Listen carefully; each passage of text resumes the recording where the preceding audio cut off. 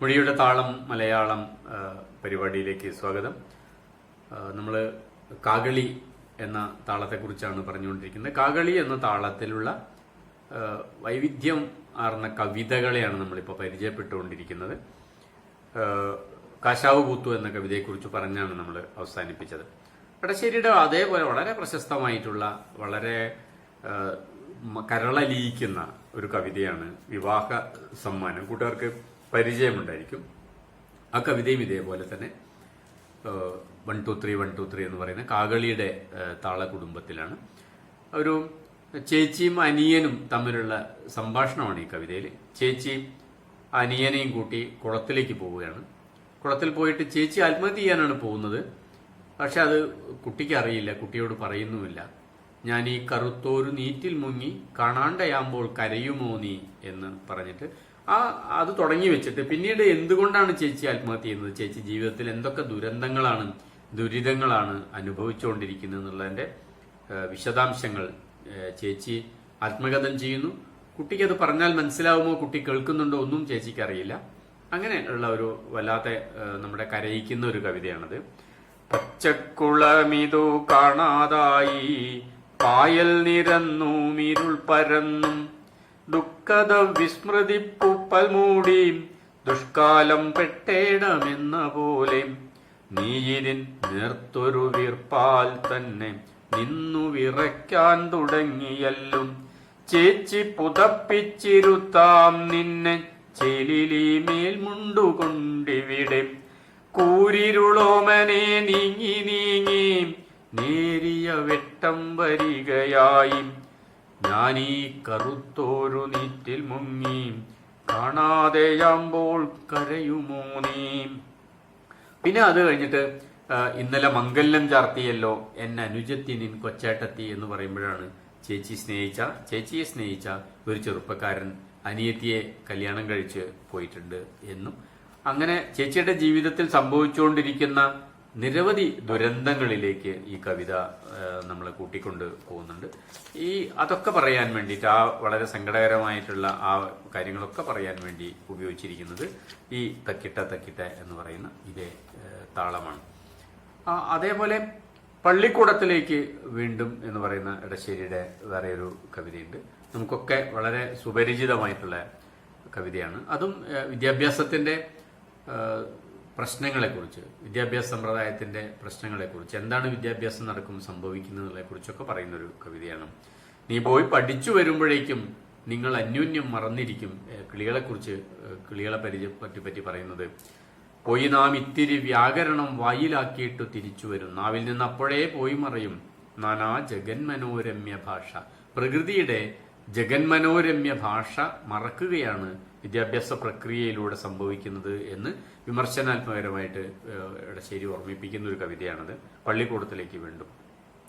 അല്ലിമലരിനെ മെല്ലെ മെല്ലെ ഉല്ലസിപ്പിക്കും ഉഷസ്സുപോലെ മൂത്തവൾ എന്നിളം പൈതലിനെ ആത്ത കൊതുകമണിഞ്ഞൊരുക്കി ഊറ്റവും ഉൽക്കട ഹർഷവും കൊണ്ടുജ്വലിക്കുന്ന മുഖം മിനുക്കി എൻ മുന്നിൽ നിർത്തിനാൾ പാഠശാല തന്നിൽ നടാടെ ഗമിപ്പവനെ നന്ദിതാവർത്തന ചാരുതയാൽ എന്നിൽ ഔത്സുക്യം വളർത്തിടുന്നു.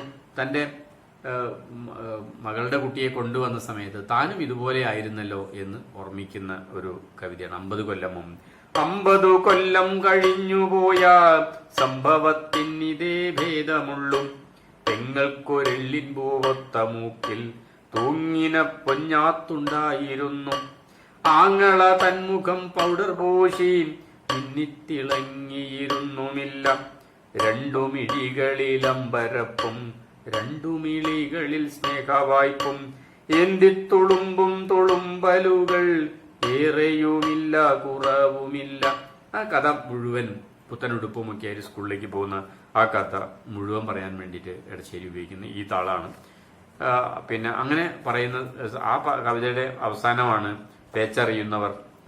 അച്ഛനോ ദൂനമാണിന്നു ചിത്തം കൊച്ചു സുഖന്മണി നിന്റെ പേരിൽ പൂഴിമുറ്റത്തതാ പൂക്കൾ തൂകി പൂമ്പാറ്റകൾക്കു കുടീരമായി കാഞ്ചന വെയിലും നുണച്ചിറക്കി കാണും അലരിതൻ ചില്ലയിന്മേൽ നിന്നെയും കാത്തു പതിവു പോലെ വന്നിരിക്കുന്നുണ്ടിളം കിളികൾ. ശ്രേഷ്ഠരവരോടു യാത്ര ചൊല്ലും പേച്ചറിയുന്നവർ നിങ്ങൾ തമ്മിൽ. നീ പോയി പഠിച്ചു വരുമ്പോഴേക്കും നിങ്ങൾ അന്യോന്യം മറന്നിരിക്കും. പോയി നാം ഇത്തിരി വ്യാകരണം വായിലാക്കിയിട്ടു വരുന്നു മന്ദം. നാവിൽ നിന്നപ്പോഴേ പോയി കഴിഞ്ഞു നാനാജഗന്മനോരമ്യ ഭാഷ.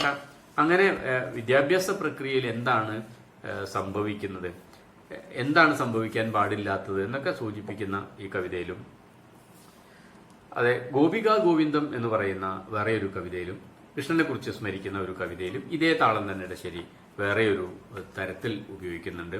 കണ്ണാ പോരുക കാളിന്തി കളകല്ലോലങ്ങളിൽ നീരാടാൻ കാലിക്കുളമ്പുകൾ ചിന്തും കാനന ധൂളി പാളിയിലാറാടി പീലിത്തിരുമുടി മങ്ങി നാസികമേലണി വേർപ്പു പൊടിഞ്ഞില്ലേ. കണ്ണാ പോരുക കാളിന്തി കളകല്ലോലങ്ങളിൽ നീരാടാൻ. അപ്പോൾ വരുന്ന ഭാവത്തിൽ വരുന്ന വലിയ വ്യത്യാസമാണ് നമ്മൾ ശ്രദ്ധിക്കേണ്ടത്.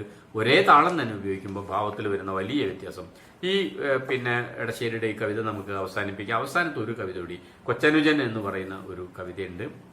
അതിൽ ഈ പറഞ്ഞ മാതിരി കേട്ട എന്ന് പറഞ്ഞാൽ അതിന്റെ പതിഞ്ഞ കാലത്തിന്റെ അതിന്റെ ഭാവ സൗന്ദര്യത്തെ മുഴുവൻ കൊണ്ടുവരുന്ന, അതിന്റെ എന്തുകൊണ്ടാണ് അങ്ങനെ കൊണ്ടുവരാൻ കാരണം, ഇത് ഒരു കൊച്ചനുജൻ ചേച്ചിയെ ഓർമ്മിക്കുകയാണ്.